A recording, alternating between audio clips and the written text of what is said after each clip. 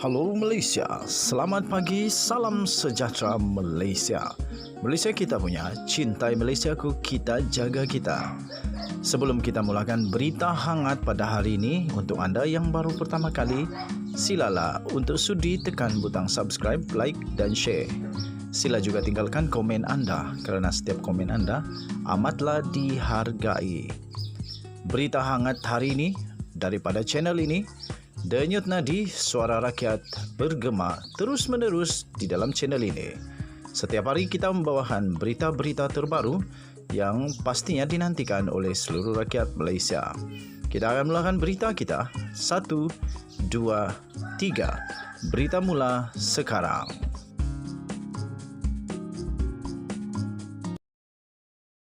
Salam sejahtera Malaysia, selamat malam. Berita terkini dipetik daripada sahbudin.com.net dengan tajuk 4 faktor Agong mungkin tolak kehendak UMNO bubar Parlimen. Berita penuh yang di-Pertuan Agong Al-Sultan Abdullah Rayatuddin Al-Mustafa Billah Shah boleh menolak nasihat Perdana Menteri Dato' Seri Ismail Sabri Yaakob untuk membubarkan Parlimen dalam masa terdekat.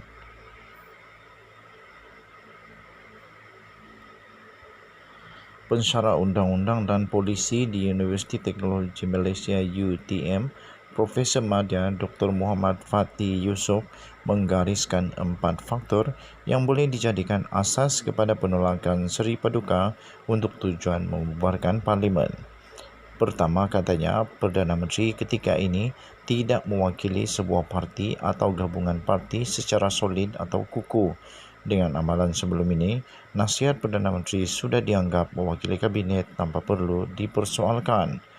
Namun kini, jika Perdana Menteri menasihati Yang di-Pertuan Agong untuk pembubaran Parlimen, ia belum mewakili keseluruhan anggota jemaah menteri yang mewakili kerajaan.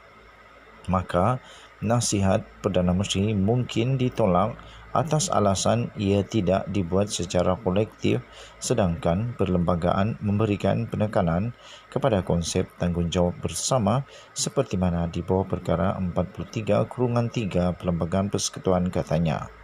Sebab penolakan kedua pula, katanya, sebagaimana keputusan Yang di-Pertuan Agong menolak nasihat pengisytiharan darurat berteraskan kepentingan awam, maka tidak mustahil nasihat Perdana Menteri untuk pembubaran Parlimen juga ditolak berasaskan kepentingan awam. Kepentingan awam boleh merujuk kepada beberapa faktor, termasuklah ketidaksesuaian pilihan raya umum PRU dilaksanakan pada musim tengkujuh dan faktor pembaziran jika PRU di peringkat Parlimen tidak berjalan serentak dengan pilihan raya peringkat Dewan Undangan Negeri DUN di beberapa negeri. Manakala faktor ketiga pula ialah tindakan Seri Paduka Baginda Yang di-Pertuan Agong yang mungkin tidak membubarkan Parlimen serta-merta walaupun selepas dinasihati Perdana Menteri tidak boleh dipersoalkan di mana-mana mahkamah seperti peruntukan perkara 32, katanya.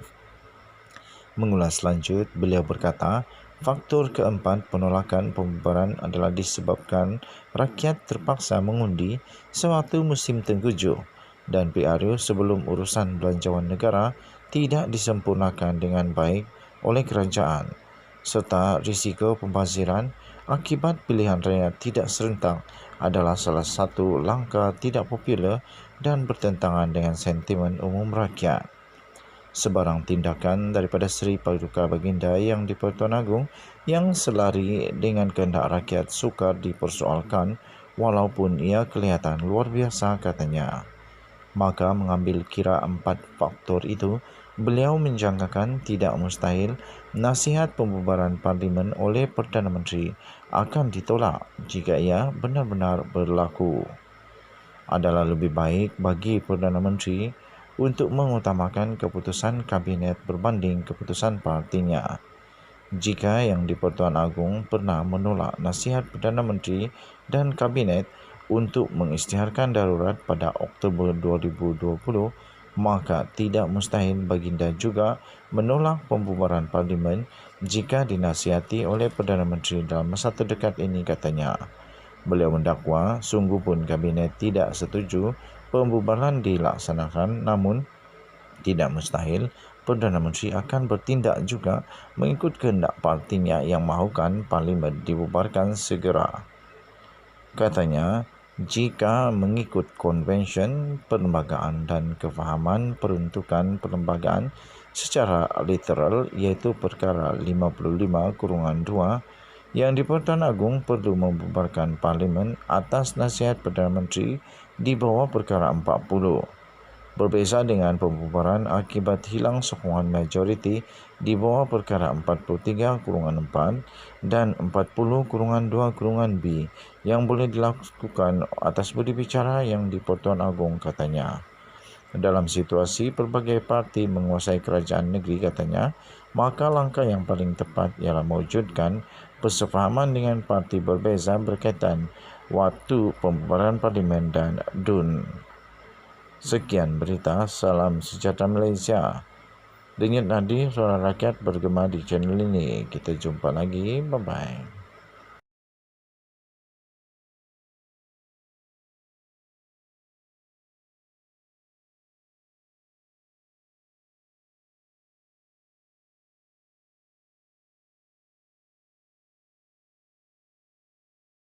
Sejahtera Malaysia.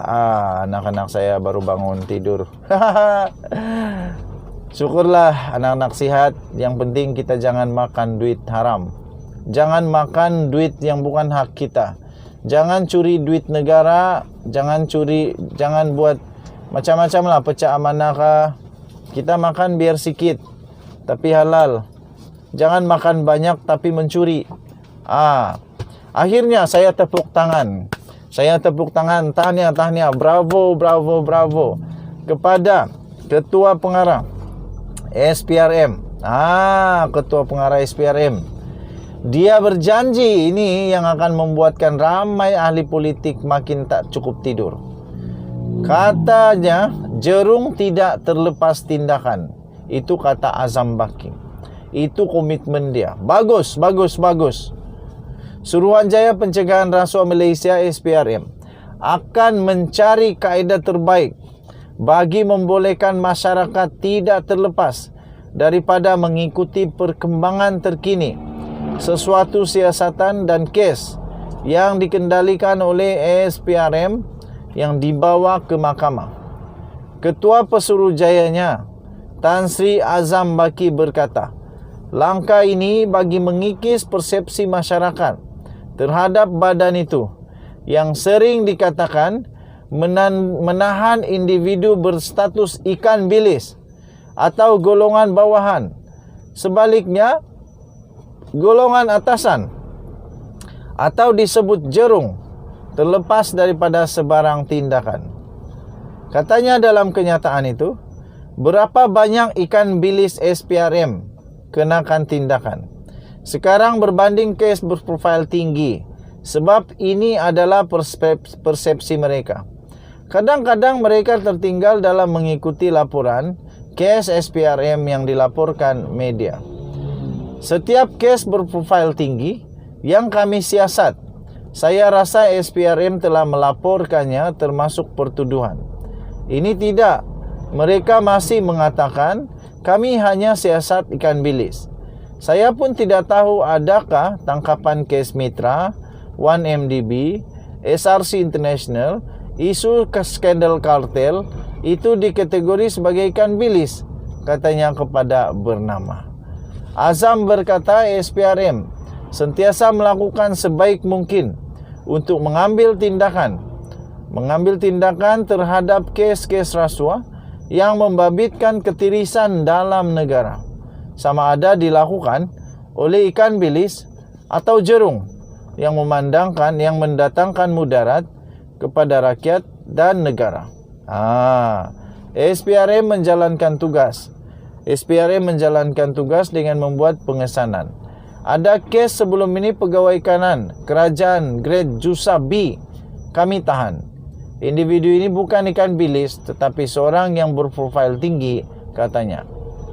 Mengenai ada individu yang ditahan untuk siasatan namun dibebaskan, Azam berkata perkara itu berlaku disebabkan ada kes tertentu yang tidak dipersetujui oleh Jabatan Peguam Negara. Tidak semua kes akan berakhir dengan pertuduhan dikenakan. Kita kena terima fakta itu. Kita kena hormati keputusan Peguam Negara. Katanya sambil menegaskan bahawa Jabatan Peguam Negara tidak pernah menghalang SPRM menjalankan atau meneruskan siasatan sesuatu kes. Berhubung salah laku dalam kalangan anggota dan pegawai SPRM, Azam berkata Suruhanjaya itu mempunyai jawatan kuasa aduan dan tindakan tegas akan diambil terhadap mereka yang terlibat dalam rasuah atau salah laku. Katanya, kami ada jawatan kuasa aduan. Saya telah buktikan sebelum ini yang kami sendiri mendakwa mereka, anggota dan pegawai SPRM yang ada masalah tata tertib di mahkamah jika ada salah laku. Saya tidak berkompromi sekiranya ada pegawai atau anggota saya terlibat salah laku, tambahnya. Dan kemudian beliau juga berkata, kami tunjuk pada orang awam. Tiada benda yang hendak saya sorokkan daripada masyarakat. Jika ada maklumat, saya bagi jaminan bahawa kami akan terus menjalankan siasatan, katanya dalam kenyataan itu. Tahniah diucapkan kepada SPRM kalau benda ini betul. Tahniah, inilah yang rakyat nantikan. Denyut nadi suara rakyat bergema di channel ini. Kita jumpa lagi. Bye-bye. Tuan-tuan dan puan-puan yang dihormati sekalian. Saksi-saksi, bukti demi bukti membawa Najib dalam kancah kebahayaan. Kancah kebahayaan. Adakah di dalam Kamus Dewan dan Bahasa kancah kebahayaan? Aduh.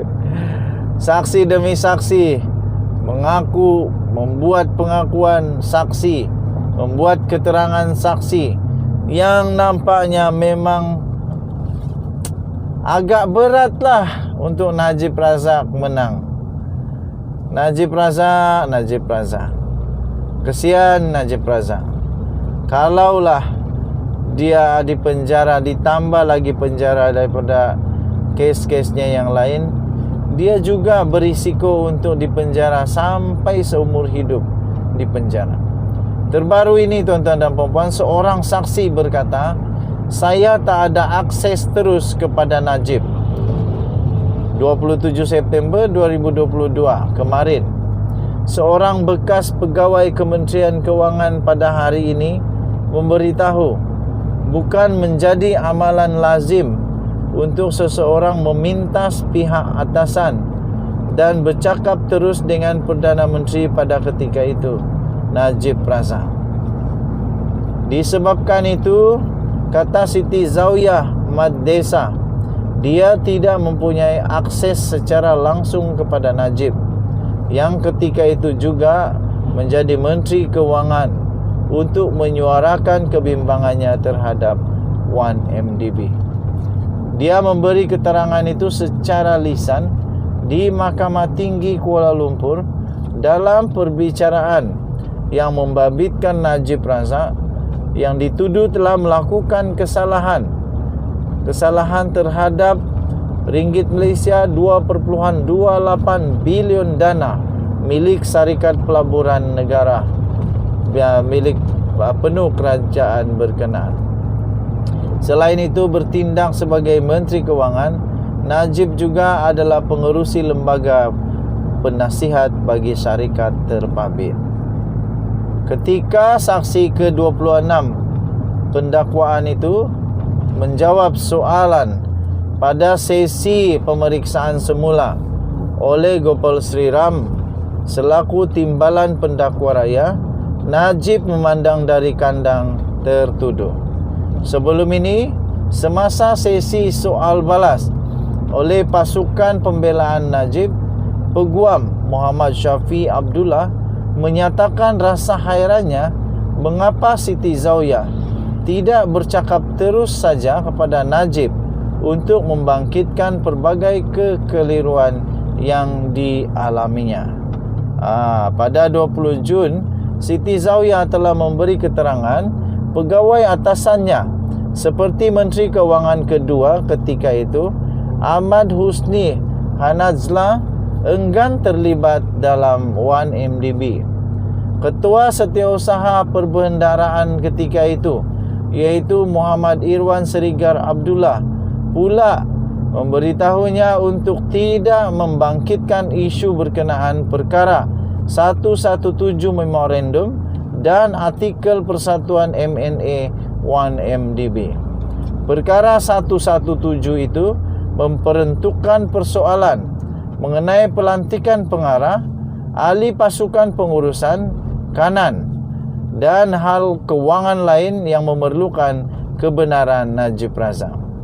Tengah hari ini, ketika disoal balas pasukan pembelaan Najib, Siti Zawiya memberitahu mahkamah dia mengaku berasa takut kerana ia adalah kali pertama dia diminta untuk memberi keterangan di mahkamah dan sukar untuk berfikir secara lurus apabila diajukan pelbagai soalan.